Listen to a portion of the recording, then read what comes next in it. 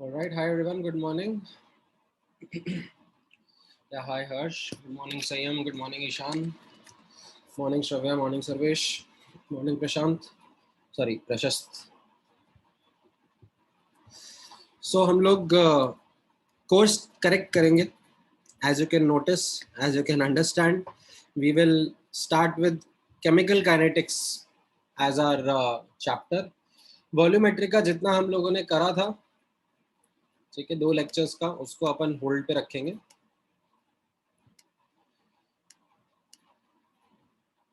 Because upcoming MT के syllabus में आपके केमिकल काइनेटिक्स अनाउंस कर दिया है. Now I as far as I understand आपका 2 महीने बाद, इनफैक्ट 2 महीने भी नहीं, 1.5 मंथ बाद ही नेक्स्ट मेजर टेस्ट है ना.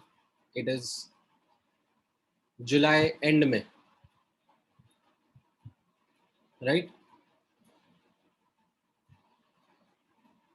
हाँ, तो ठीक है. देन इट मेक्स सेंस कि हम लोग केमिकल काइनेटिक्स पहले कंप्लीट कर ले. We should be definitely be able to complete chemical kinetics before that. ठीक है, that's why I immediately decided to put volumetric on hold. Otherwise फिर ऐसा होता कि वॉल्यूमेट्रिक कंप्लीट करने के चक्कर में केमिकल काइनेटिक्स पूरा नहीं रह पाता. 2 चैप्टर तो डेफिनेटली नहीं हो पाते before July and, given the fact कि क्लास की फ्रीक्वेंसी कम हो चुकी है. अभी आपको 2 ही क्लासेस मिलती हैं हफ्ते की, and that to without any doubt session separately.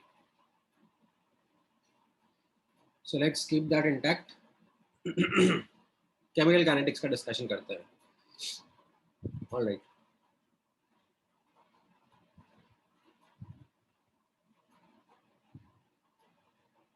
हाँ, नोट्स कैसा चाहिए आप लोगों को? So how did you find the two methodologies?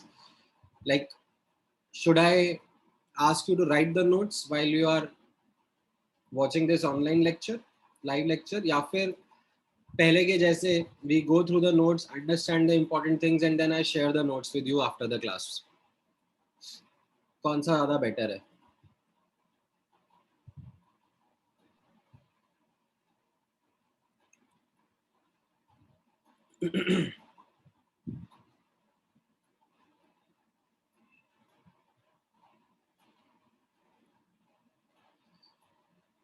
अच्छा, मिक्स ओपिनियन आ रहा है.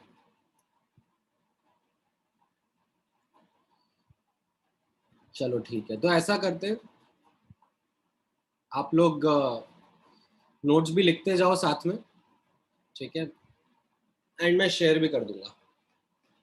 ठीक है, बट थोड़ा फास्ट लिखना पड़ेगा आप लोगों को नोट्स.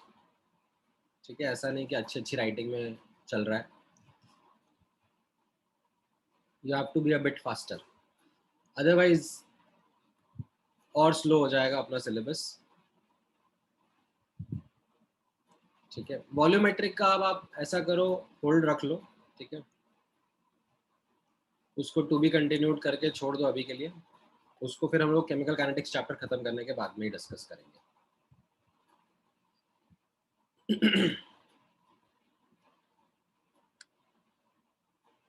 नाउ, अब ये केमिकल काइनेटिक्स चैप्टर का इंट्रोडक्शन देखना, इंट्रोडक्शन समझना.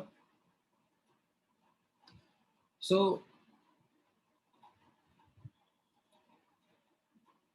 When we were discussing chapter of thermodynamics, तब हम लोगों ने ये चीज समझा था दैट केमिकल रिएक्शंस होंगे कि नहीं होंगे, उसका आंसर हमें सेकेंड लॉ ऑफ थर्मोडायनेमिक्स से मिलता है. देन अगर रिएक्शन होंगे तो किस एक्सटेंट तक होंगे? Like, will they be almost 100% forward, और दे विल अटेन से 50% या 60% जाके इक्विलिब्रियम अटेन कर लेंगे? ये कॉन्सेप्ट भी हम लोगों ने केमिकल इक्विलिब्रियम चैप्टर में सीखा था. However, thermodynamics and chemical equilibrium does not provide us any information relating to the time that is taken by a reaction. And that's an important thing, because We don't want to rely on reactions जिसको thermodynamics ने तो allow कर दिया है कि होगा, but then they are taking eons to happen. We also want the knowledge of how fast or how slow reaction happen. Now, unfortunately, thermodynamics has no answer for that. Thermodynamics does not provide any information related to the time. ठीक है, एक misconception like students के दिमाग में रहता है that you know irreversible reactions होंगे जो कि almost 100% forward जाएंगे, वो fast reactions होंगे. Is that always a necessity? Right? I hope अब आपको वो clarity आ चुकी है that ऐसा कोई direct relation नहीं है कि रिवर्सिबल रिएक्शन होगा तो वो स्लो होगा, इरिवर्सिबल रिएक्शन होगा तो वो फास्ट होगा. राइट? वो जो रिएक्शंस के लिए रिवर्सिबल इरिवर्सिबल वर्ड्स हमने यूज किए थे, उसका thermodynamic words of reversible irreversible से लेना देना नहीं था. राइट? आई थिंक वो हमने एकदम क्लियरली एस्टैब्लिश कर दिया था. रिएक्शंस के लिए हम लोग जब रिवर्सिबल इरिवर्सिबल वर्ड्स यूज करते हैं तो we use it from the convenience point of view कि अगर एक रिएक्शन ऑलमोस्ट 100% फॉरवर्ड जा रहा है तो उसको इरिवर्सिबल बोल देते हैं, और अगर रिएक्शन कुछ एक्सटेंट तक फॉरवर्ड जा रहा है और इक्विलिब्रियम अटेन कर रहा है उसको रिवर्सिबल बोल देंगे. And there is no like relationship of time taken. ठीक है, एक रिवर्सिबल रिएक्शन स्लो हो सकता है, फास्ट भी हो सकता है. एक इरिवर्सिबल रिएक्शन स्लो हो सकता है, फास्ट भी हो सकता है. ठीक है, this entire knowledge of reactions का स्पीड, ठीक है, ध्यान से समझना और परखना, it comes from experimental understanding only. ठीक है, अभी ये जो केमिकल काइनेटिक्स चैप्टर मैं आपके साथ स्टार्ट करूंगा, in which will be understanding the rate of reaction, like how fast और how slow are the reactions. तो ध्यान से समझना, this entire knowledge that we build today is thoroughly experimentally determined. ऐसा नहीं है कि मैं आज आपके सामने इस पोजीशन में होऊंगा कि यू नो कोई भी रिएक्शन ऑन पेपर कहीं पे भी लिखी हो और उस रिएक्शन को जस्ट पढ़ के मैं बोल दूं कि अरे ये रिएक्शन तो फास्ट होगी, ये रिएक्शन तो स्लो होगी. ऐसा है ही नहीं.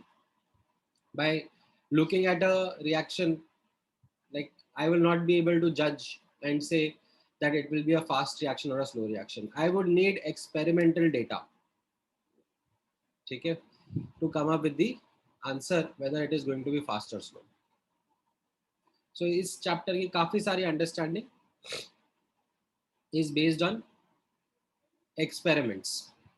कैसे कैसे अब धीरे धीरे मैं आपको एग्जांपल्स लेता जाऊंगा, बताता जाऊंगा, तो आपको और अच्छे से समझ में आता जाएगा. ठीक है, नाउ एज एन ओवरव्यू समझना इस चैप्टर का ओवरव्यू कैसा रहेगा. इस चैप्टर में हम लोग सबसे पहले तो समझेंगे कि what is rate of reaction. एक बेसिक इंट्रोडक्शन कैप्चर करेंगे अबाउट रेट ऑफ रिएक्शन या स्पीड ऑफ रिएक्शन होता क्या है. And then the rest of the chapter will be about understanding factors affecting rate of reaction. 3 major factors का हम लोग discussion करेंगे: कॉन्सेंट्रेशन, टेम्परेचर एंड कैटलिस्ट. और भी बहुत सारे फैक्टर्स होते हैं, बट इन 3 का मेजर डिस्कशन रहेगा. That will form the major part of this chapter. ठीक है, नाउ काफी इंपॉर्टेंट चैप्टर है, both from the perspective of JEE Mains as well as JEE Advanced. Definitely हर साल क्वेश्चंस आते ही आते हैं. And the good thing is that it is relatively scoring chapter. जैसा केमिकल इक्विलिब्रियम चैप्टर आपने पढ़ा था, ठीक है, उसी की लाइंस पर है ये केमिकल काइनेटिक्स चैप्टर. इसमें प्रॉब्लम सॉल्विंग जो मेथड है वो काफ़ी स्ट्रक्चर्ड है, एक स्टैंडर्ड अप्रोच है, जो अगर आप स्टार्टिंग में अच्छे से प्रैक्टिस कर लो तो most of the questions can get answered. बस ध्यान रखना रहता है केयरलेस मिस्टेक्स का. ठीक है, केयरलेस मिस्टेक्स को अवॉइड करना रहता है। ठीक है, सिंपल चैप्टर की कैटेगरी में मैं इसको डालूंगा, something which is scoring. All right, so let's start with the introduction. Let's first talk about rate of individual species. So you have a reaction in front of you, N2 combining with hydrogen to give you ammonia. Now, as part of this reaction, अभी के लिए currently I am talking about rate of individual species. So I will be talking about rate of N2, rate of H2, rate of ammonia. Right? N2 और H2 के लिए I will be using the word consumption. ठीक है, तो यहाँ पर आप notice करो rate of consumption of N2, या फिर I can use synonyms rate of disappearance of N2. इसको मैं कैसे डिस्क्राइब कर रहा हूँ? तो I am using a very general definition of what rate is. ठीक है, rate will be change in quantity of N2 upon time taken. ठीक है, इसका अगर मुझे सिंबल रिप्रेजेंट करना होगा तो मैं चेंज को ऐसे डेल्टा से रिप्रेजेंट करता हूँ। ठीक है, delta N2 upon delta T। Now यहाँ पर मैंने जनरल वर्ड लिया है क्वांटिटी। ठीक है, टिपिकली इस चैप्टर में हम लोग कॉन्सेंट्रेशन के चेंज के बारे में बात करते रहेंगे, that will be our unsaid standard. But sometimes हो सकता है किसी क्वेश्चन में चेंज इन मोल्स या चेंज इन मास के बारे में भी इंफॉर्मेशन दी जाए या पूछी जाए। ठीक है, अगर स्पेसिफिकली नहीं बोला है तो we will consider change in concentration only for defining rate, change in concentration per unit time taken. As you can also notice, ठीक है, मैंने यहाँ पे नेगेटिव साइन लगाया है। ठीक है, can you justify why that negative sign is there?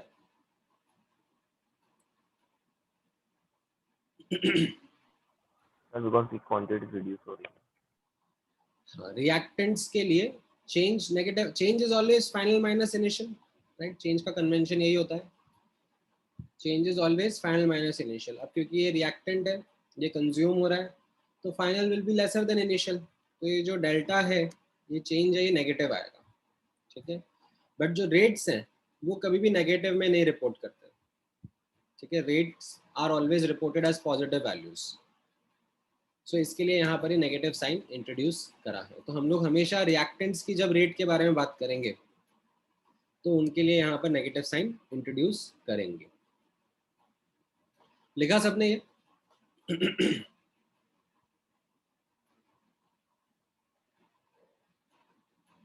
अच्छा, can you take an attempt at writing the expression for H2 and ammonia also? What will be the individual rate for H2? What will be the individual rate for ammonia?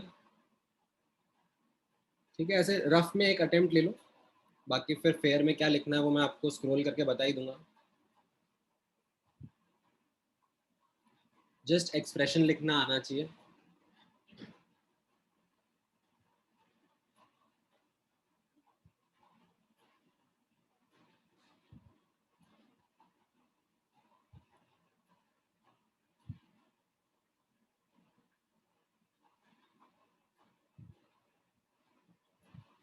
Correct. सो जब मैं H2 के बारे में बात करूंगा तो उसका rate of consumption can be written as minus delta H2 by delta T। ठीक है, एंड अमोनिया का जब मैं लिखूंगा तब वहां पे पॉजिटिव साइन रहेगा। क्यों? क्योंकि यहाँ पर अमोनिया प्रोडक्ट है ना, तो उसका चेन ऑलरेडी पॉजिटिव है। ठीक है, एंड ये सिनोनिम्स नोटिस करना। ठीक है, और इतने से ही सिनोनिम्स नहीं रहेंगे, कुछ और भी सिनोनिम्स आ सकते हैं क्वेश्चंस में, तो वो मतलब अंग्रेजी है। Most likely these words should suffice. ठीक है, लाइक रिएक्टेंट्स के लिए कंजम्पशन, या डिसअपियरेंस, ये टिपिकल वर्ड्स यूज किए जाते हैं. एंड प्रोडक्ट्स के लिए rate of production, rate of formation, rate of appearance, ये टिपिकल वर्ड्स यूज किए जा सकते हैं. But I am sure that there are more synonyms that can come.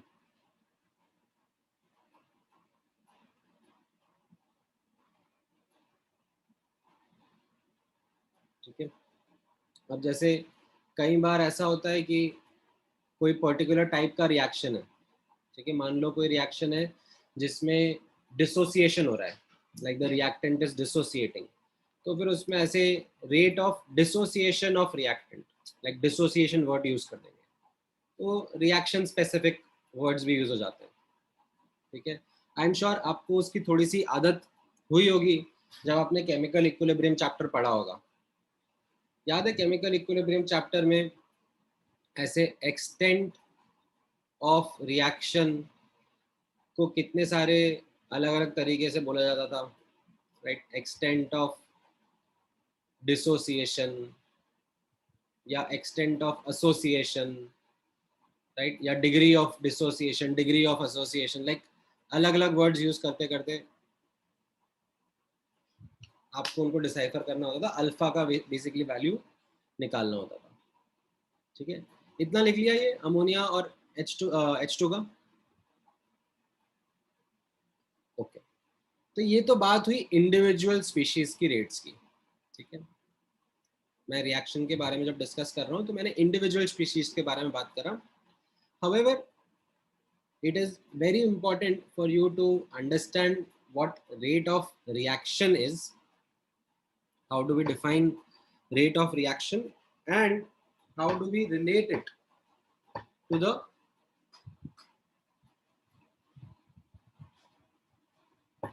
rate of individual species. एक मिनट देना मुझे.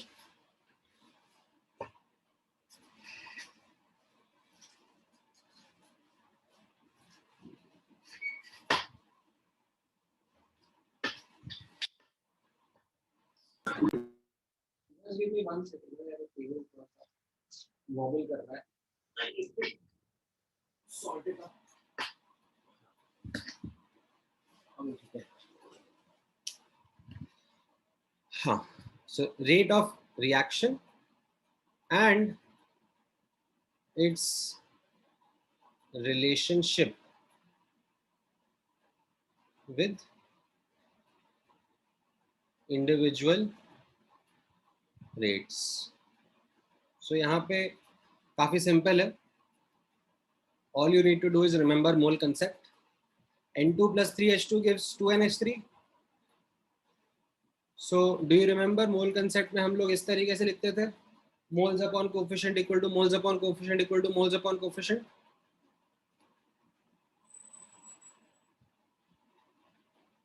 Right. Now can I write this as,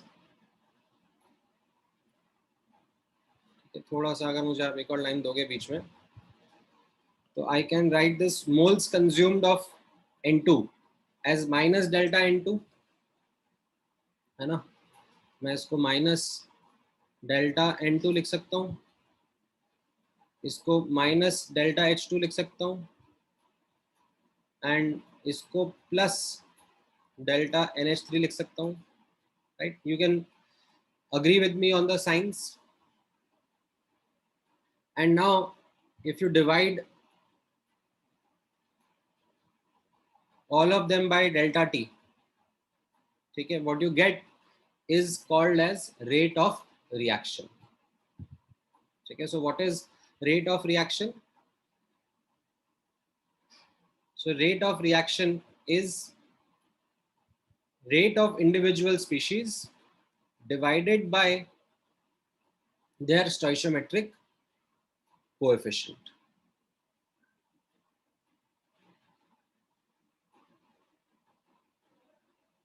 ठीक है. So this is an important relationship between individual rates as well as gives us the definition of the overall, or you can say the rate of reaction. Rate of reaction is what? You can say rate of individual. Okay, this is like rate of reaction जो हम बोलते हैं. It is rate of individual species divided by its coefficient. ठीक है, like this is the rate of N2 divided by its coefficient, that is 1. This is like the rate of H2 divided by its coefficient, that is 3. This is like the rate of ammonia divided by its coefficient. Now, having expressed this, अब I think एक चीज आपको दिमाग में और clear होनी चाहिए, that जब भी हम लोग रेट ऑफ रिएक्शन के बारे में बात करेंगे, तो जो उसका रिटन फॉर्म है वो क्वेश्चन में अगर स्पेसिफाइड हो तो अच्छा रहेगा. क्यों? क्योंकि कोफिशिएंट्स जो हैं वो बदल सकते हैं ना. कल को rather than writing N2 plus 3H2 giving 2NH3, you decided to write half N2 plus 3 by 2 H2 giving NH3. ठीक है, इस तरीके से आप लिखने लग जाओ, कोफिशिएंट्स चेंज कर दो. तो जब भी रेट ऑफ रिएक्शन के बारे में बात करी जाएगी, साथ में जो रिएक्शन का रिटन फॉर्म हो वो मेंशन करा जाए, तो it will be good, it will be more clear and clarity रहेगी. जैसे आपने इक्विलिब्रियम कांस्टेंट के साथ में नोटिस किया होगा, याद है केमिकल इक्विलिब्रियम चैप्टर में जो केसी है वो एक पर्टिकुलर रिएक्शन और उसके कोफिशिएंट्स के लिए रहता है. अगर आप कोफिशिएंट्स चेंज कर दोगे तो केसी की वैल्यू भी चेंज हो जाती है, एडजस्ट करनी पड़ती है बेसिकली. तो वैसे यहाँ पर भी रेट ऑफ रिएक्शन एडजस्ट करनी पड़ जाएगी if you change the written form of the reaction. ठीक है. Now sir. हाँ बोलो. सर यहाँ पर डेल्टा टी क्या है, मतलब ईच स्पीसीज का टाइम टेकन है कि overall reaction? Any general time interval. जैसे आप ये वाला क्वेश्चन पढ़ोगे तो आपको और क्लैरिटी आ जाएगी उस चीज़ के ऊपर, दैट सम इंटरवल, ठीक है, जिसमें हम लोग ये मेजरमेंट कर रहे हैं, दैट इज डेल्टा टी. तो यहाँ पर जैसे आप नोटिस करोगे इस क्वेश्चन में, decomposition of N2O5 is expressed by this equation, and in certain time interval आपको N2O5 की रेट दी हुई है और आपसे NO2 और O2 की रेट पूछी जा रही है उसी टाइम इंटरवल में. तो can you do that computation and get me the answer?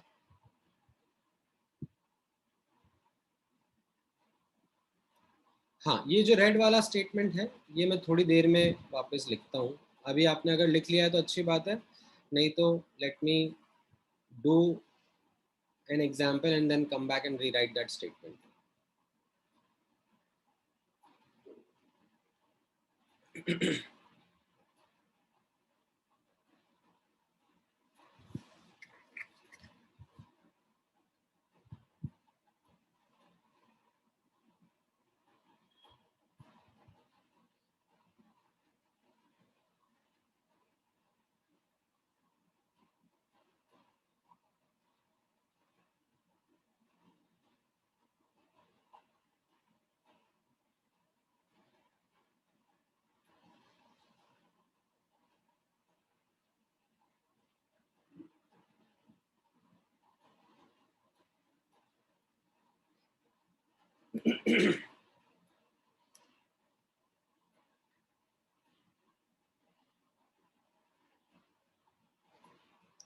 Alright, so आपने निकाल लिया यहाँ पे आंसर. ठीक है, जैसे अपन ने देखा rate of individual species upon coefficient ये बराबर होंगे सब. ठीक है, N2O5 का कोफिशिएंट, ठीक है, N2O5 का कोफिशिएंट 1 है, NO2 का कोफिशिएंट 2 है एंड ऑक्सीजन का कोफिशिएंट हाफ है. तो their individual rates they are related to each other in the following manner, right? अब इंडिविजुअल रेट आपको N2O5 की दे दी गई है, तो बाकियों की रेट अब आप निकाल लोगे. ठीक है.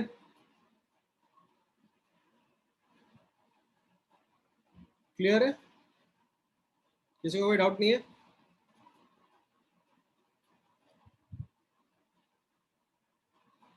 ठीक, अब ये वाला क्वेश्चन का आंसर दो मुझे।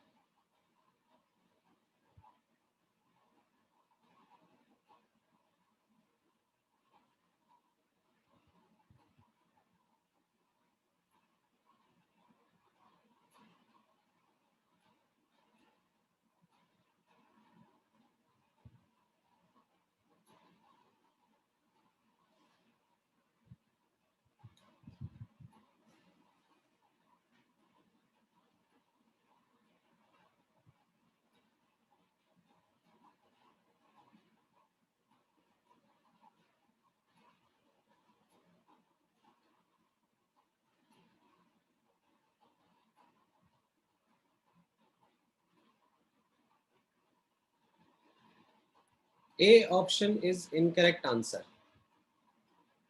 काफी सारे स्टूडेंट्स ने ए ऑप्शन दे दिया है। ए is not correct.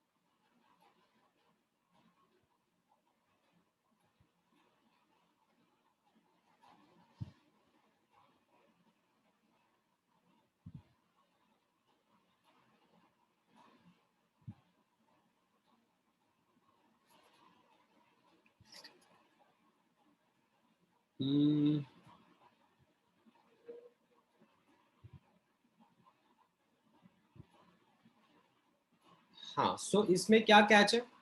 What is the catch in this question?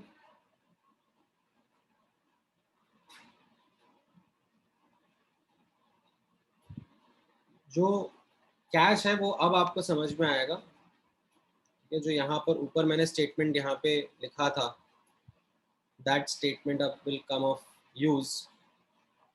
That हमने mass upon coefficient equal to mass upon coefficient थोड़ी ना रिलेशनशिप डिराइव किया है। That is not the relationship that we know as a relationship between reactants and products. वो क्या relationship है? Moles upon coefficient equal to moles upon coefficient, है ना? तो यहाँ पर when I will be using this relationship, ठीक है, अब आपको यहाँ पर समझ में आएगा important relationship between individual rates, and these individual rates should be in mole per second, ठीक है, या फिर से मोलार, मोल पर लीटर पर सेकेंड, या जो भी टाइम का यूनिट आप लेना चाह रहे हो, ठीक है, ये तभी वैलिड होती है, ठीक है, मास के टर्म्स में नहीं वैलिड होंगी। You can describe the rate in terms of mass, but the relationships that we have derived over here work only with moles. तो अब आप क्या करोगे, पहले आप SO3 के रेट को, मास को मोल्स में कन्वर्ट कर लोगे। 100 kg पर मिनट है, यानी कि 100 इंटू 10⁻³ ग्राम पर मिनट। और मास से मोल्स कैसे निकालते हैं? You divide by the molecular weight. So ये 100 इंटू 10 की पावर 3 अपॉन 80, 80 इसका मॉलिक्यूलर वेट है, ठीक है, तो ये मोल पर मिनट आ गया. अब you apply the relationship between the rate of SO2 and SO3 as per the coefficients, right? So now you understand that this is the rate of SO3, 100 into 10 की power 3 upon 80 mole per minute, right? ये आपका answer है. But again you notice that option में तो सब answer kg per minute में दिए हुए हैं. तो can you convert these moles back into mass? Of course you can. Moles को मॉलिक्यूलर वेट से मल्टीप्लाई कर दोगे तो मास में आंसर आ जाएगा, ठीक है. तो molecular weight of SO2 is 64, and when you do that you will get the answer as 100 into 64 upon 80 kg per minute, right? तो ये आपका 80 kg per minute आंसर आ जाएगा. So this comes out to be 80 kg per minute. B option. Is this clear? So individual rates का काफी simple relationship, काफी simple analysis रहता है, ठीक है. All you need to be cautious about unit something and coefficient, ठीक है. इनमें आपकी केयरलेस मिस्टेक्स होने के चांस रहती हैं, ठीक है. क्लियर है ये वाला क्वेश्चन?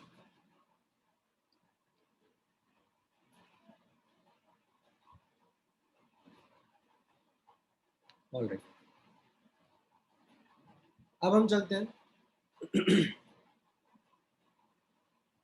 एक और क्विक कॉन्सेप्ट के ऊपर, that is instantaneous rate, right. तो ये आपका like chemical kinetics, as in आपने फिजिक्स में जो काइनेटिक्स काइनेमैटिक्स पढ़ा होगा, वही वाला कॉन्सेप्ट है, नथिंग डिफरेंट. जब हम डेल्टा वाला सिंबल यूज करते हैं, we are actually describing average rates, ठीक है. For example, let's say if you are given a question something like this, that in a reaction 2A giving product, the concentration of A decreases from 0.5 mole per liter to 0.4 mole per liter in 10 minutes, and I ask you to determine the rate of reaction during this interval. तो आपका क्या answer रहेगा?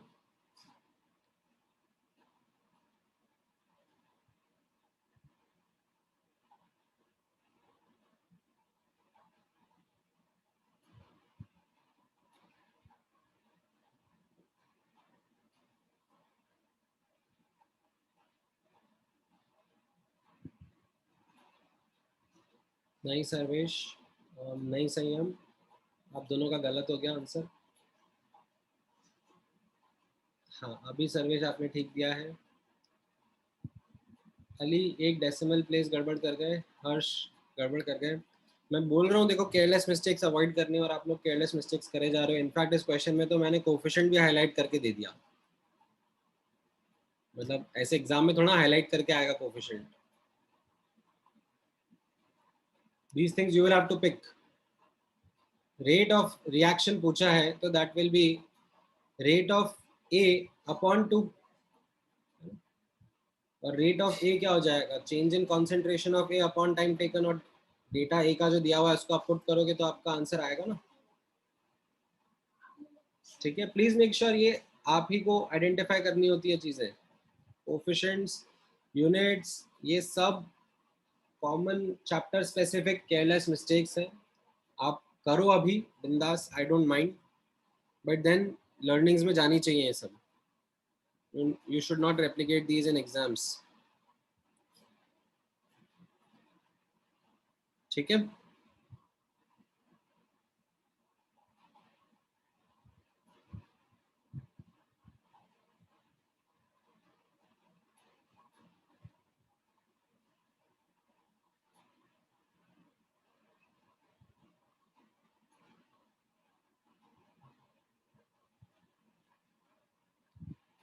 Alright. ये जो rate यहाँ पे आपने निकाला, you can see that this is average rate, ठीक है. It is something that provides a good piece of information, but on an average basis, ठीक है. यहाँ पर if I try to understand it from the perspective of a graph, ठीक है, ए जो concentration of A जो है उसका टाइम के साथ में कैसा वेरिएशन हो रहा है, ठीक है, टाइम t इक्वल टू 0 पर कितना कॉन्सेंट्रेशन बोला जा रहा है? 0.5 मोलर। ठीक है, और 10 मिनट पे कितना बोला जा रहा है? ठीक है, 0.4 मोलर, राइट। तो मैं, या एनी टाइम इंटरवल, ऐसा जरूरी नहीं है कि 0 से 10 हो, ठीक है, it could be any time interval, some t1 से सम t2। ठीक है, यहाँ पर मान लो ये t1 टाइम इंटरवल था और ये t1 प्लस 10 मिनट्स का टाइम इंटरवल था।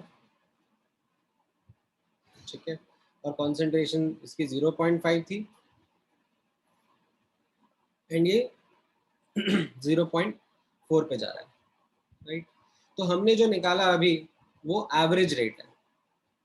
वी डू नॉट नो कि वो ऐसे 5 से 4 लीनियरली गया हो, राइट, या फिर लेट से इस तरीके से गया हो, ठीक है, या फिर किसी और तरीके से गया हो, right, we don't know yet. All we know is that t1 और t1 प्लस 10 मिनट के टाइम पर हमें जो डेटा दिया हुआ है, so the average rate isn't something which is, you know, an accurate measurement, and that is why for accurate measurements we want to get into the concept of instantaneous rate। instantaneous rate क्या होगा, ये I think अब आप लोगों को तो बहुत अच्छे से पता होना चाहिए। ठीक है, इतने टाइम से मेहनत कर रहे हो फिजिक्स में। So we describe instantaneous rate with the help of calculus। ठीक है, that at any given instant, ठीक है, we describe instantaneous rate, correct, d quantity by dt। ठीक है, and like one way to compute this is graphically, ठीक है, by taking the slope of the graph of concentration with time। ठीक है, concentration versus time का graph हो या quantity versus time का ग्राफ हो, तो वहां पर आप इसका स्लोप ले लोगे। ठीक है, और अगर रिएक्टेंट है, राइट, तो आप नेगेटिव साइन यूज करोगे, अगर प्रोडक्ट है तो पॉजिटिव साइन यूज करोगे, because rates are always reported as positive values. ठीक है, तो यहाँ पर अकॉर्डिंगली यहाँ पर से ये कॉन्सेंट्रेशन ऑफ, अगर रिएक्टेंट हुआ तो आप नेगेटिव साइन यूज करोगे। ठीक है, किसी टी डैश टाइम पर यू कंप्यूट द स्लोप। ठीक है, otherwise then you will, this is one way, this is graphical way, otherwise you will need some other techniques। ठीक है, सिंपल रिलेशनशिप, मैथमेटिकल रिलेशनशिप्स भी आपको मिलेंगे कॉन्सेंट्रेशन वर्सेस टाइम के, तो उनसे भी आप लोग इंस्टेंटेनियस रेट निकाल सकते हो। ठीक है, वो प्रैक्टिस कराऊंगा मैं, विद एग्जांपल्स आपको प्रैक्टिस कराऊंगा। ठीक है, समझ में आया ये लिखा आप लोगों ने इंस्टेंटेनियस रेट का कॉन्सेप्ट?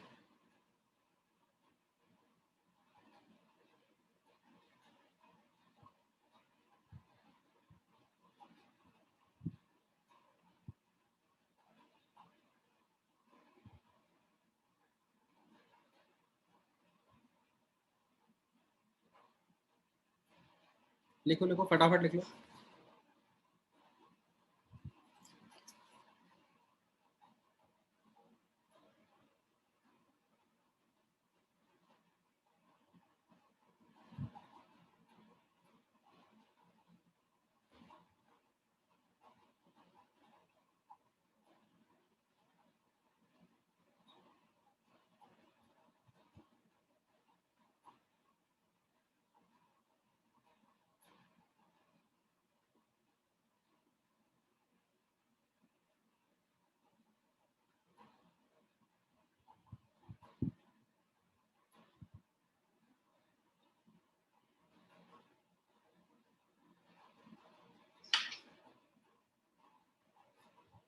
हाँ, ऊपर मतलब ऊपर तो ये एग्जाम्पल था ना।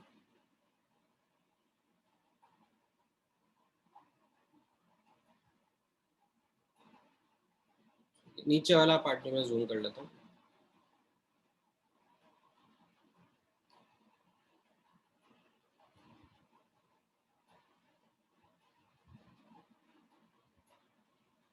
अभी ठीक है.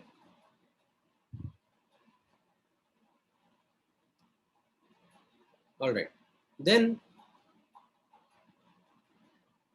अब हम factors affecting rate of reactions की तरफ मूव करते हैं. So we have got a good idea about what rate of reaction is. Now, as I said, we'll be focusing upon factors affecting rate of reaction. As such, there are many factors that affect the rate of a reaction.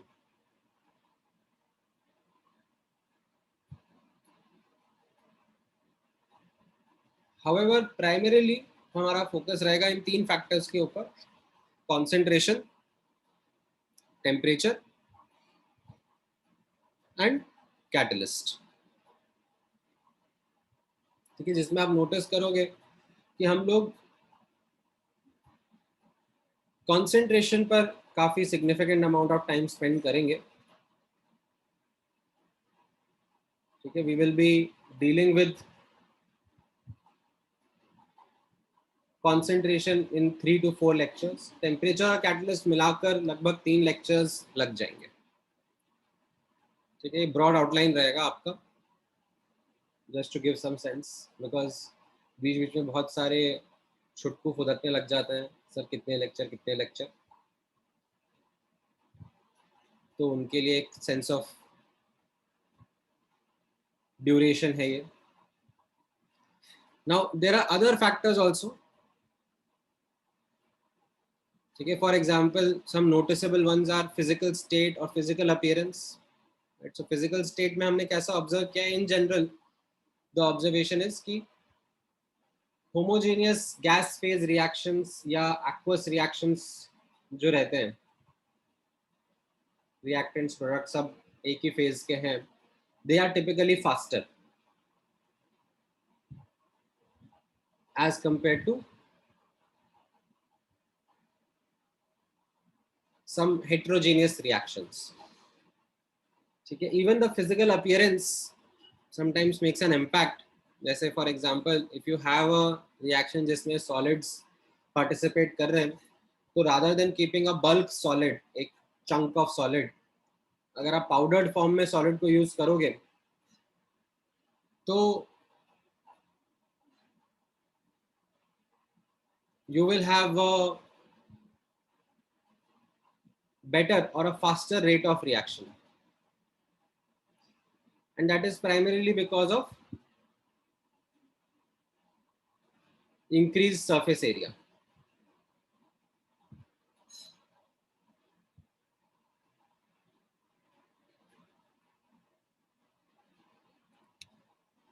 Then there are certain reactions, photosensitive reactions होते हैं, उनमें sometimes intensity of light plays a role. Intensity कम है ज़्यादा है, number of photons कम है ज़्यादा है. So बहुत सारे factors रहेंगे, reaction to reaction change होते रहेंगे. हाँ, pH dependent होते हैं कुछ reactions. ठीक है, they are very sensitive to pH. They might be fast under certain pH conditions only. हाँ, correct. Chlorination is an example of photosensitive reaction. So बहुत सारे factors रहेंगे, रिएक्शन टू रिएक्शन डिपेंड करेगा, बट ये 3 common है जिनको हम लोग डिटेल में एक एक करके पढ़ेंगे. ठीक है, लिखा सबने ये?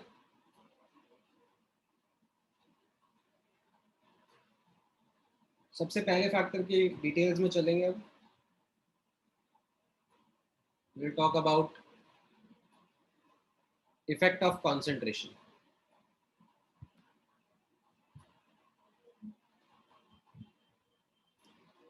ठीक है, लिख लिया? आगे बढ़े.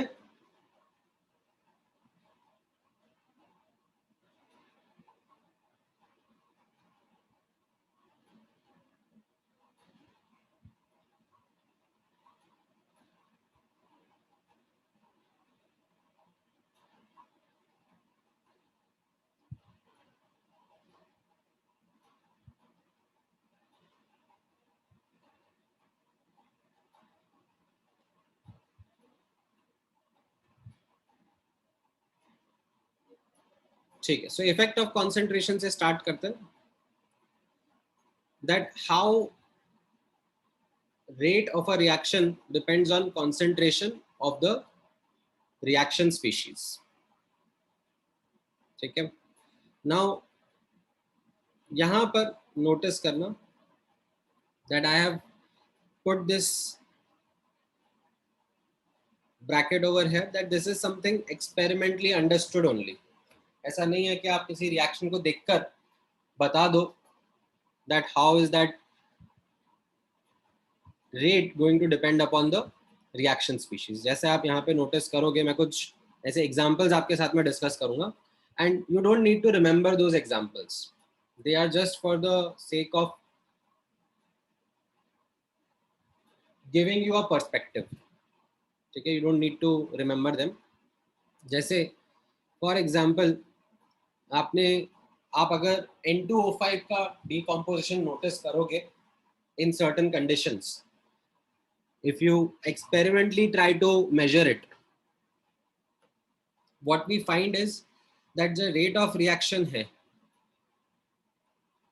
ठीक है, rate of reaction ये R से मैं represent कर रहा हूँ. rate of reaction का definition क्या है, ये हम लोगों ने definition ऐसे बताया हुआ है ना, rate of individual species upon its coefficient, है ना, ये इसका definition है. ठीक है, and what we found out that experimentally, ठीक है, ये experimental understand होगी right hand side पर, that experimentally found out that जो rate of reaction है that depends upon concentration of N2O5 and raised to the power of 1.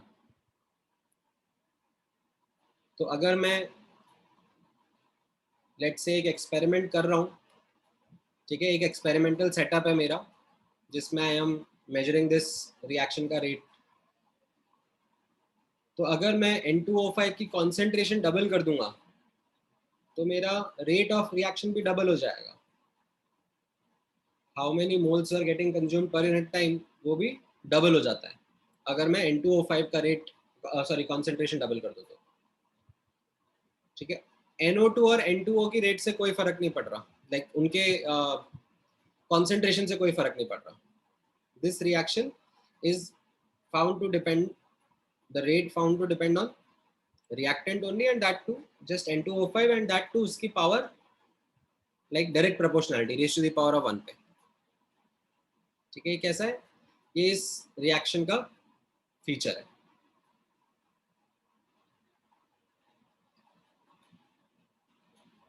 ठीक है, समझ में आए. एक एग्जांपल है, अगर मैं कोई और एग्जांपल नोटिस करता हूँ, ठीक है, जैसे ये वाला एग्जांपल आप नोटिस करोगे,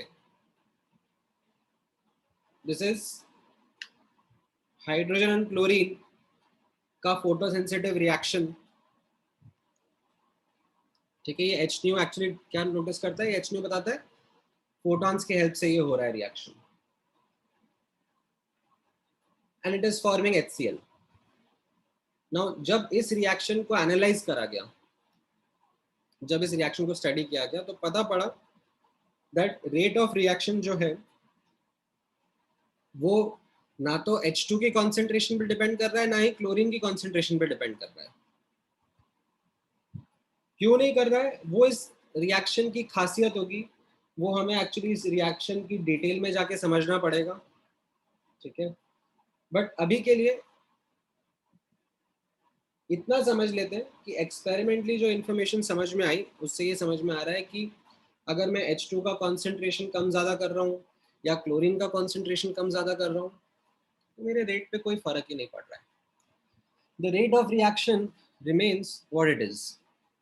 ठीक है, इनफैक्ट हाँ, rate of reaction is actually found to be rather dependent on the intensity.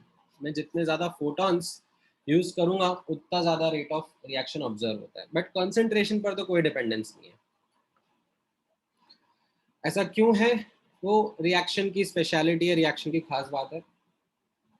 All we can say is it is not dependent on the concentration. अगर मैं कोई और रिएक्शन ऑब्जर्व कर रहा हूँ, ठीक है, जैसे for example look at this example. ठीक है, random example, not asking you to remember but to notice. NO2 plus CO is giving NO plus CO2.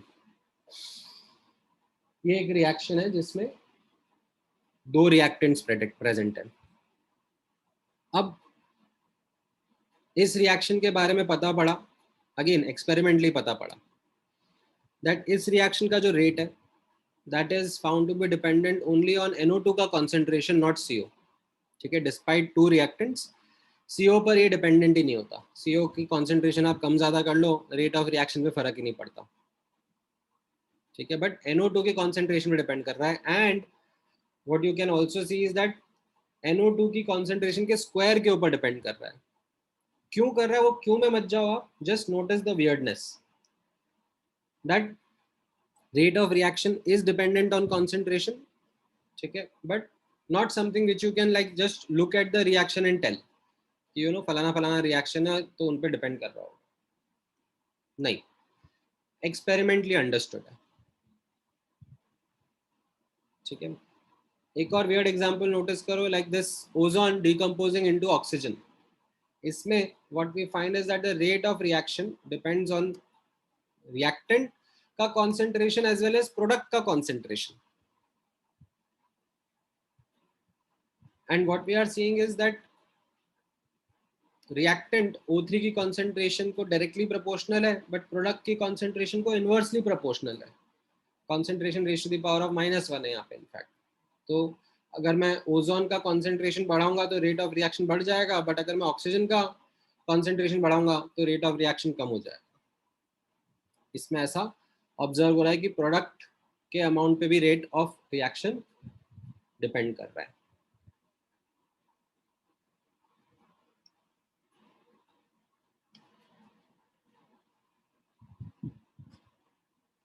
ठीक है, सो what is it that is coming as a summary understanding? The summary understanding that is coming out of this is that when we are trying to understand this factor, okay, that how concentration is affecting rate of reaction, it is not something plain obvious कि you know paper पर reaction लिखा और हम उसके बारे में बात कर सकते हैं, that how rate is going to depend upon the concentration. It is something which is experimentally understood only. Is this clear?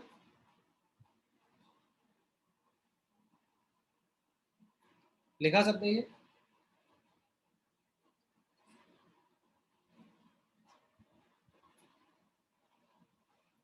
अब नोटिस करना,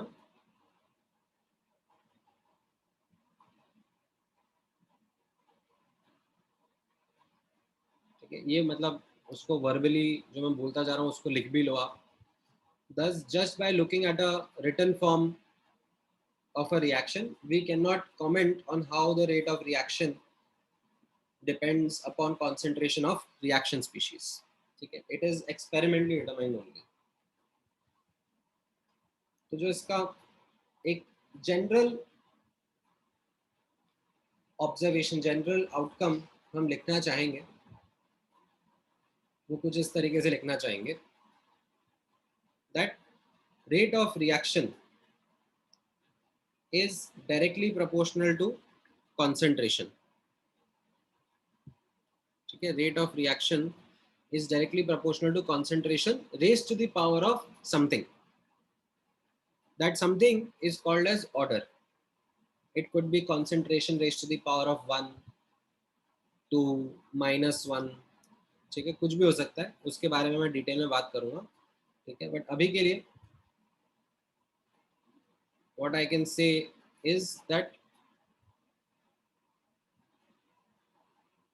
ये जो concentration है ये रिएक्टेंट का भी हो सकता है, प्रोडक्ट का भी हो सकता है, ठीक है, कैटलिस्ट का भी हो सकता है. ठीक है, किसी एक का भी हो सकता है, दोनों या तीनों का भी हो सकता है. So it is not just you know a rate which is or a term which is only and only you know for the reactants. ठीक है, किसी के लिए भी हो सकता है. एंड इसमें अब आप नोटिस करोगे K जो है वो प्रोपोर्शनैलिटी कांस्टेंट रहेगा, उसको हम लोग रेट कांस्टेंट बोलेंगे। एंड ये जो ऑर्डर रहेगा, ठीक है, ये ऑर्डर क्या बता रहा है, that how is the rate of reaction dependent on concentration mathematically. ठीक है, तो ये order is again something experimentally determined. It tells us, ठीक है, how the rate is going to depend on concentration mathematically. ठीक है, नाउ नोटिस करना, ये जो ऑर्डर होता है ये positive, negative, zero as well as fractional भी हो सकता है। ठीक है, ऐसा नहीं है, मैंने जो ऊपर एग्जांपल्स लिखा है वो तो कैसे है, थोड़े सिंप्लीफाइड एग्जांपल्स है, जिसमें किसी में ऑर्डर का value like you could see 1 था, किसी में 2 था, किसी में -1 था, राइट, इंडिविजुअल स्पीशीज के लिए। ठीक है, order can be positive, negative and zero as well. In fact it can be a fractional value also. ठीक है, ऐसा कंपल्शन नहीं है कि इंटीजर ही हो। ठीक है, कैसे डिटरमाइन करा जाता है, एक्सपेरिमेंटली ही डिटरमाइन किया जाता है। कैसे एक्सपेरिमेंटली डिटरमाइन कराया जाएगा वो मैं तरीके आपको सिखाऊंगा, समझाऊंगा, बट अभी के लिए पहले हम लोग ये चीज समझ लेते हैं। ठीक है, हाँ, usually in fact they are more complicated than like integers. ठीक है, बट इस चैप्टर में हम लोग जब न्यूमेरिकली समझेंगे तो हम लोग टिपिकली ऐसे ही केसेस लेंगे जहां पे, ठीक है, इंटीजर्स रहें और हम लोग मैथमेटिकली उनको अच्छे से स्टडी कर पाए।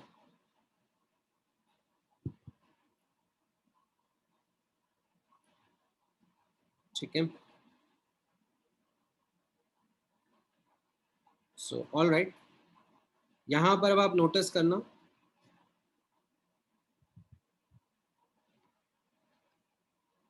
अगर मान लो आपके सामने ऐसा रिएक्शन लिखा हुआ है, ए इज गिविंग ए, मतलब A plus B is giving certain products. ठीक है, एंड ए एंड ए जो है वो क्या है, दे आर सम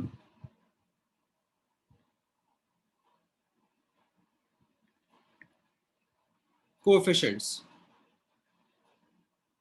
ठीक है, दे आर सम कोएफिशिएंट्स। तो ऐसा नहीं है, एक्सपेरिमेंटली वी कुड फाइंड, ठीक है, एक्सपेरिमेंटली जब हम लोग डेटा स्टडी करेंगे और फाइंड करेंगे, we could find that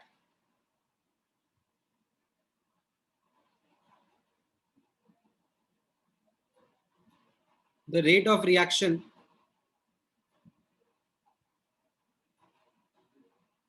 is dependent on a raised to the power of x and b raised to the power of y। ये जो ऑर्डर है x एंड y, ये हम लोग सिर्फ और सिर्फ एक्सपेरिमेंटली डिटरमाइन करते हैं। ठीक है, x क्या कहलाता है, x कहलाता है order of reaction with respect to a, y कहलाता है order of reaction with respect to b। And ऐसा कोई कंपल्शन नहीं है, ठीक है, कि x और y a और b के बराबर हो, कोफिशिएंट्स के बराबर हो, बिल्कुल भी नहीं। ठीक है, I think it was quite clear, जो मैंने ऊपर एग्जांपल्स आप लोगों के साथ में डिस्कस करे उनसे आपको काफी क्लैरिटी मिल गई होगी। ऐसा कोई कंपल्शन नहीं है। ठीक है, x प्लस वाई को ओवरऑल ऑर्डर ऑफ रिएक्शन कहा जाता है।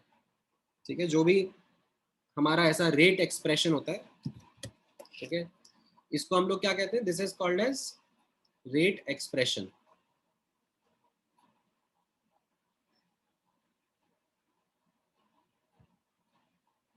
That rate is dependent on concentration in the following वे।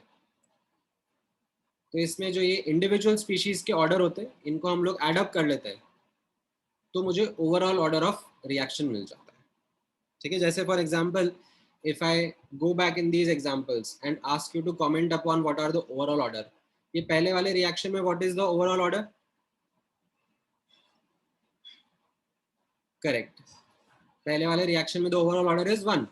दूसरे वाले रिएक्शन में what is the overall order? The answer is 0। तीसरे वाले रिएक्शन में what is the overall order? 2, right, 2 plus 0। Third, इसमें ओवरऑल ऑर्डर कितना हो गया, 2 plus -1। करेक्ट.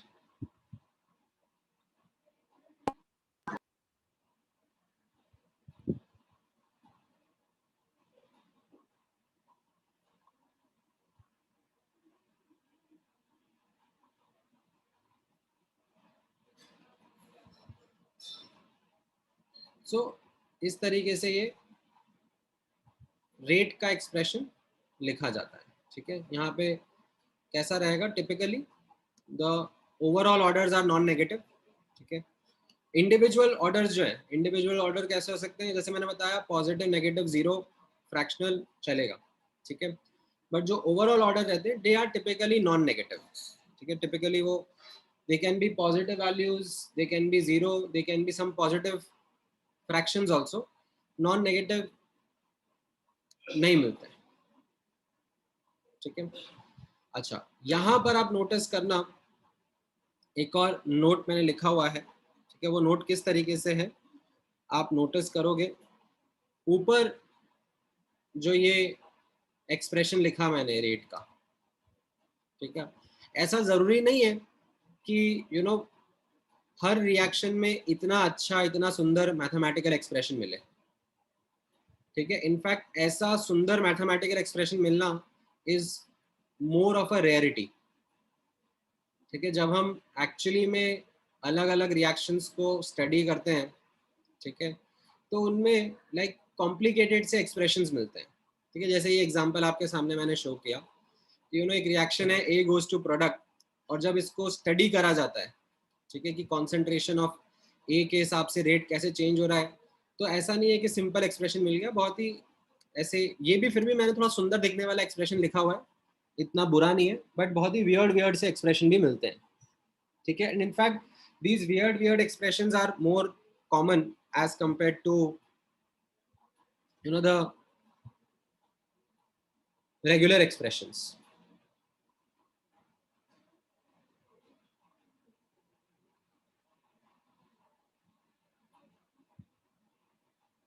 तो कैसा समझ में आ रहा है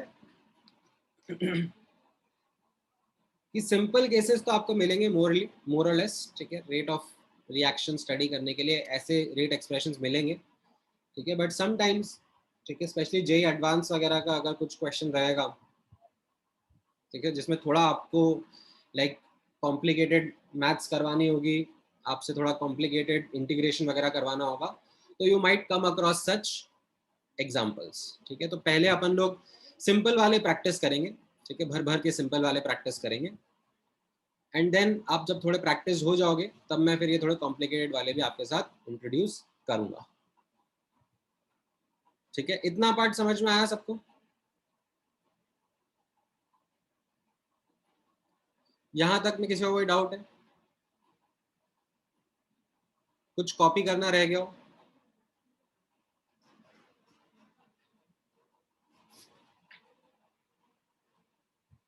कुछ लिखना रह गया हो?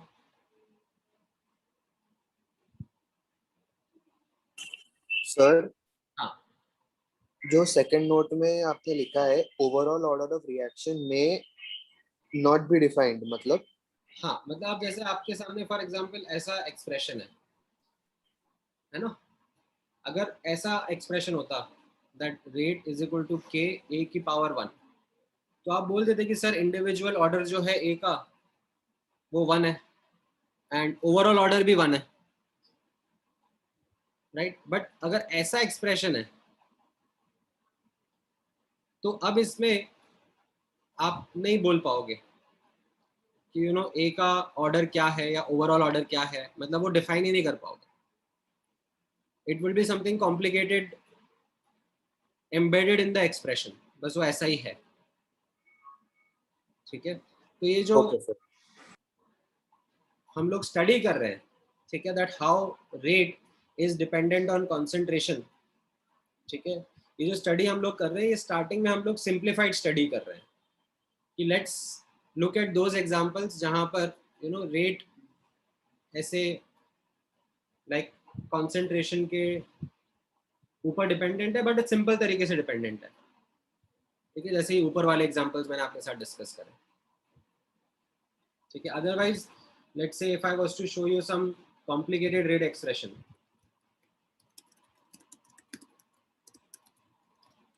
तो वो कुछ वियर्ड ही दिखता है. जैसे लेट मी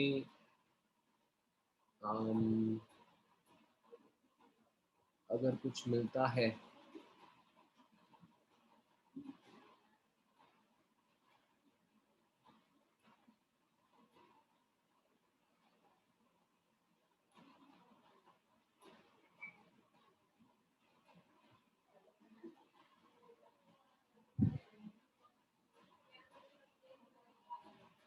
नहीं, ऐसा इसमें नहीं दिख रहा है.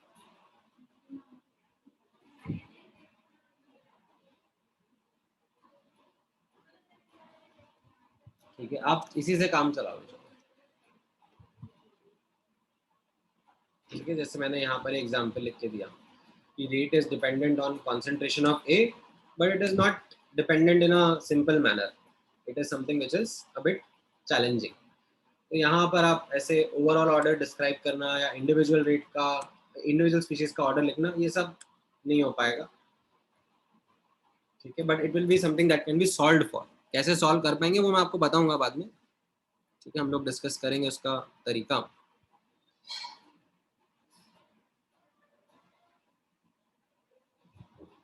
ठीक है, ऑलराइट. अब नोटिस करना, अब हमारा इसमें मैथमेटिकल एनालिसिस शुरू होगा. ठीक है, एंड जो मैथमेटिकल एनालिसिस हम लोग करेंगे उसके लिए मैं आपको एक छोटा सा बैकग्राउंड दे देता हूँ. स्टार्टिंग में एनालिसिस जो रहेगा, ठीक है, वो कुछ इस तरीके से रहेगा दैट मैं आपको ऑर्डर दिया करूंगा. ठीक है, I will be giving you order of reaction, और फिर आपको बोलूंगा कि उस ऑर्डर से सॉल्व करके अब आप मुझे बताओ दैट कितने टाइम में कितना रिएक्शन होगा, कितने टाइम में कितना कॉन्सेंट्रेशन कंज्यूम होगा या प्रोड्यूस होगा, ग्राफिकली बताओ उसको. ठीक है, और भी लाइक कुछ डेटा मैं आपसे डिटरमाइन करवाऊंगा. ठीक है, ये हमारा पहला टास्क रहेगा कि मैं ऑर्डर आपको दे दूंगा. ठीक है, कैसे दे दूंगा ऑर्डर? जस्ट लिटरेचर में से कोई रिएक्शन निकालूंगा जिसका ऑर्डर किसी ने स्टडी कर रखा होगा कि ये फलाना फलाना रिएक्शन को अगर इस कंडीशंस में कराएंगे तो इस तरीके से इसका रेट कॉन्सेंट्रेशन पे डिपेंड करेगा. तो वो डायरेक्ट इन्फॉर्मेशन मैं आपको दे दिया करूंगा और उसके ऊपर आपसे एनालिसिस करवाऊंगा. जब आप इसमें कंफर्टेबल हो जाओगे then I will in fact ask you to go in the other way round, कि मैं आपको बोलूंगा कि एक्सपेरिमेंट करने पर ऐसा ऐसा डेटा मिल रहा है, तो उससे आप क्या मुझे ऑर्डर निकाल के बता सकते हो रिएक्शन का, how it is going to depend upon its reaction species. ठीक है, इस तरीके से हम लोग प्रोसीड करेंगे. सबसे पहला आप ये मान के चलो कि इसी में 2 लेक्चर लग जाएंगे. ठीक है, 1.5 से 2 लेक्चर इसमें लग जाएंगे और फिर 1.5 से 2 लेक्चर इसमें लग जाएंगे. ठीक है, हो सकता है थोड़ा ज्यादा भी लगे क्योंकि अभी अपने 1.5 आवर के लेक्चर्स ही होते हैं. So let's start with the first one, that given the order, can you determine the data? ठीक है, so start करते हैं with the first heading, that is zero order reactions. मैं ऐसे एग्जाम्पल आपके साथ डिस्कस करूंगा जिसमें ऑर्डर ऑफ रिएक्शन 0 है. ठीक है, सबसे सिंपल केस रहेंगे. इनको कैसे एनालाइज करना है, कैसे समझना है, वो मैं आपके साथ में अब आगे बढ़ता हूँ. ठीक है, एग्जाम्पल के थ्रू आगे बढ़ेंगे. सो लेट्स से ये एग्जाम्पल है आपके सामने. ठीक है, that there is a reaction A goes to B and बताया जा रहा है, गिवन है that it's a zero order reaction. That is उसका रेट एक्सप्रेशन भी लिख के दे दिया. ठीक है, ये क्या हो गया? दिस इज कॉल्ड एज, जैसे मैंने आपको बताया, this is called as the rate expression. That rate is dependent on k और concentration raised to the power of 0. ठीक है, k is the rate constant. अब आपको जो टास्क मैंने दिया है वो ऐसा है दैट इनिशियल कॉन्सेंट्रेशन a का a0 है, b का 0 है. तो किसी जनरल टाइम टी पर ए का कॉन्सेंट्रेशन या बी का कॉन्सेंट्रेशन आप बता सकते हो मुझे इन टर्म्स ऑफ ए नॉट के एंड टी? ट्राई करो, अगर खुद से खुद सोच पाओ तो। जितना डेफिनेशन, जितना मैथ्स आप लोगों को आता है उसके बेसिस पर।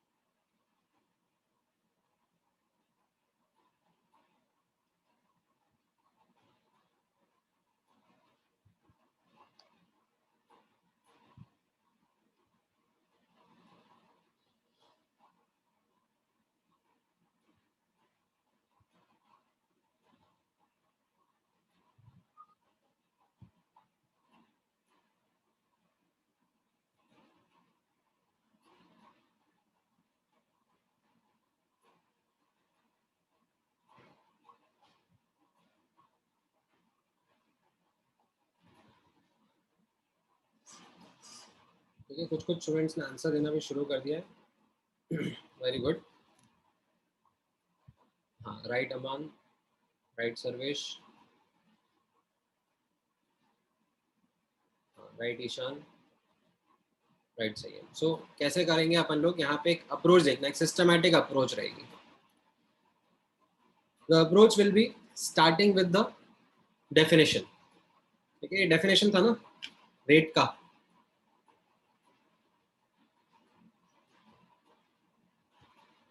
This is the definition, how we write the rate of reaction.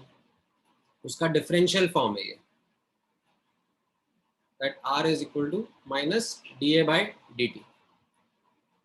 ठीक है, तो ये तो इसका डेफिनेशन हो गया। Now then what do we use?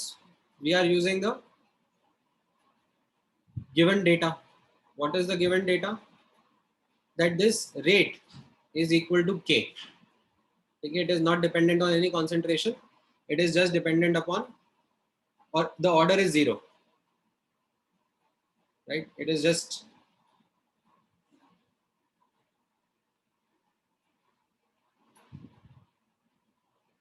dependent on, or not even dependent upon, it is constant।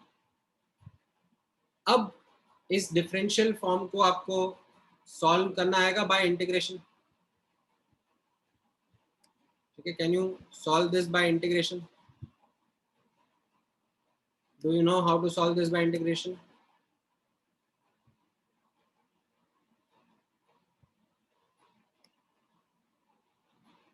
आता है कि नहीं आता है?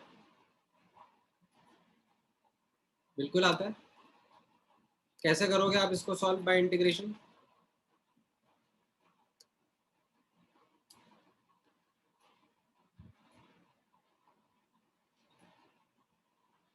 ए के टर्म्स को एक तरफ, टी के टर्म्स को दूसरी तरफ, है ना? यही दो वेरिएबल है ना यहाँ पे, कॉन्सेंट्रेशन और टाइम, यही दोनों वेरिएबल है, यही दोनों चेंज हो रहे हैं।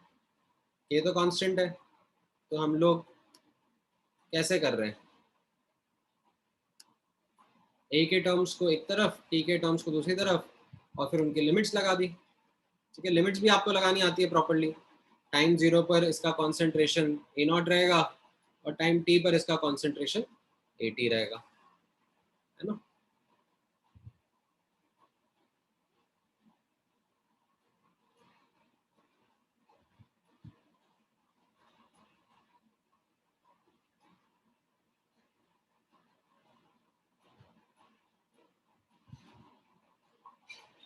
Correct.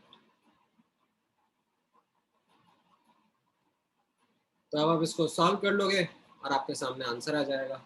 Is this clear with everyone?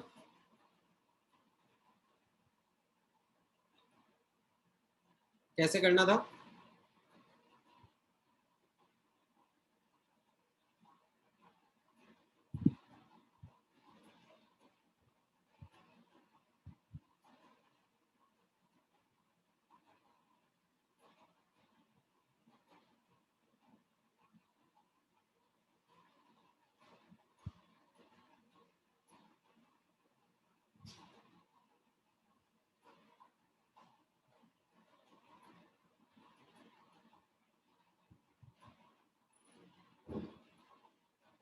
ठीक है, अगर आपको ग्राफ वगैरह भी बनाने के लिए बोला जाए that how concentration of A versus T का ग्राफ रहेगा, तो can you see it's a linear relationship.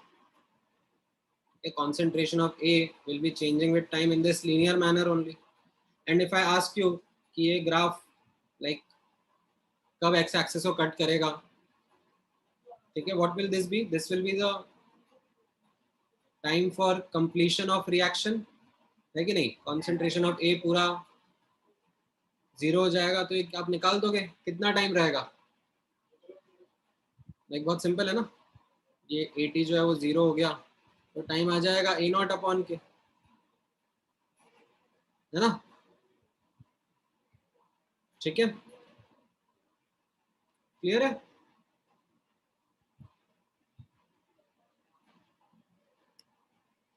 Alright.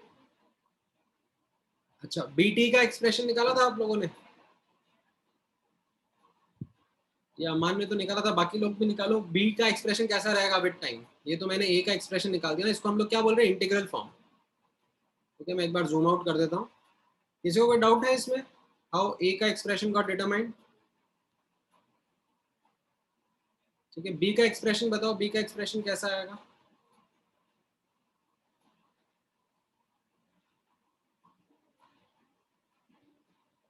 ठीक है, ये मैंने ए का एक्सप्रेशन निकाल लिया पूरा.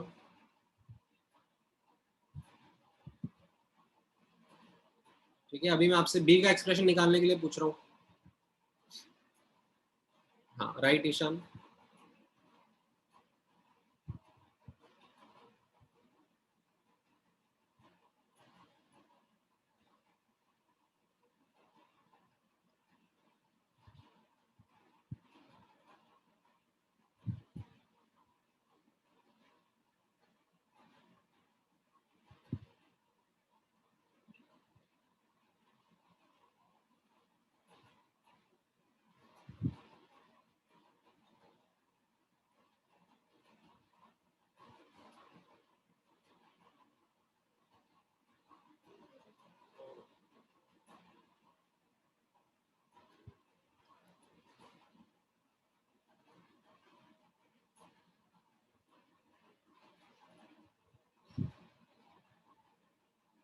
KT के बराबर आ जाएगा. कैसे निकाल सकते हो? There are multiple ways. One way would be that you use the same method जो हमने ए के लिए करा. राइट, एक तरफ डेफिनेशन यूज करेंगे, राइट, डिफरेंशियल फॉर्म से स्टार्ट करेंगे. ठीक है, this will be the differential form. ठीक है, डिफरेंशियल फॉर्म को इंटीग्रेट करेंगे. सो डिफरेंशियल फॉर्म क्या रहेगा? r is equal to plus dB by dt, ये डेफिनेशन है. एंड डेटा में क्वेश्चन में कैसे दिया हुआ है? It is equal to k. कोई दिक्कत नहीं है, लिखा b का टर्म एक तरफ, t का टर्म दूसरी तरफ और सॉल्व कर लिया. ठीक है, ऐसे कर सकते हो.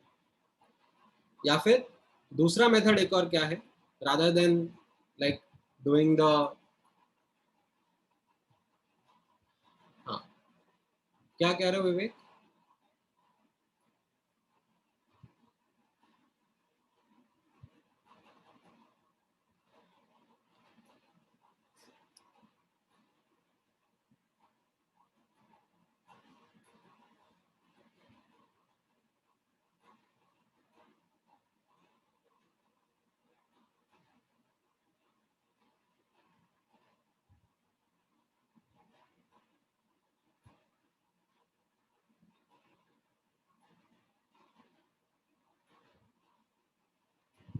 हाँ, मतलब हम लोग एक और तरीका, राइट, ऐसे भी कर सकते हैं. लाइक जो सेकंड मेथड आप यहाँ पे नोटिस करोगे, ये रिएक्शन है A गोज टू B, है ना? स्टार्टिंग में ये A है और ये 0 है, ठीक है, किसी जनरल टाइम t पर ये मैं ऐसे लिख दूंगा a नॉट माइनस एक्स, तो b कितना हो जाएगा x, राइट, x कंज्यूम होगा तो x प्रोड्यूस होगा, है ना, उनका कोफिशिएंट 1 1 है। तो ये चीज क्या है, ये at है और ये bt है, तो can you see that at plus bt is equal to a naught, है कि नहीं,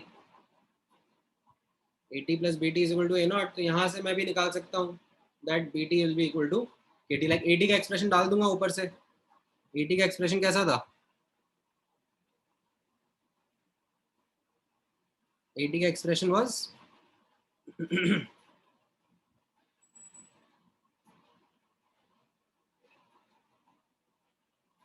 ए नॉट माइनस के टी, तो उससे भी आ जाएगा, ठीक है, ये समझ में आया आप लोगों को, ठीक है, can you see how their concentration versus time graph would B.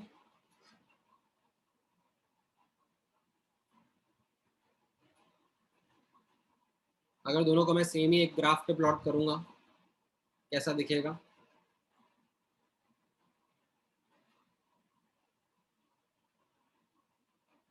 Can you determine the time जहां पर दोनों कॉन्सेंट्रेशन बराबर होंगी।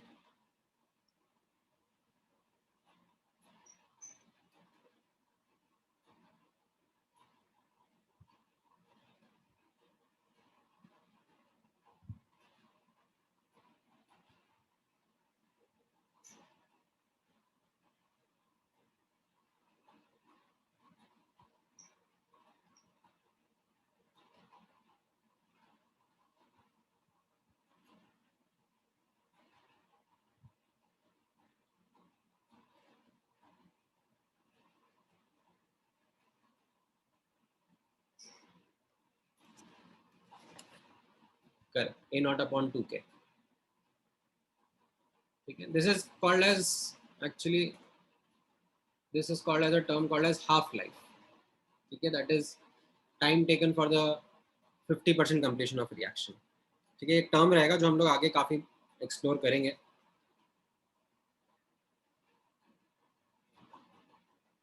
ठीक है, बट यहाँ तक का पार्ट समझ में आया आप लोगों को,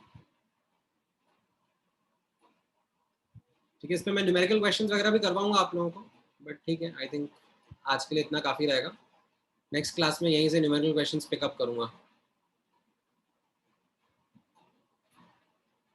ठीक है, ये क्लियर है, any other question, any other doubt in this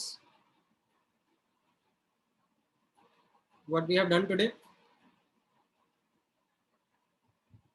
चलो ठीक है, तो फिर आज का डिस्कशन यहीं पे होल्ड करते हैं, नेक्स्ट क्लास में यहीं से रिज्यूम करेंगे, ठीक है, हाँ भेज दो, चलो ऑल राइट।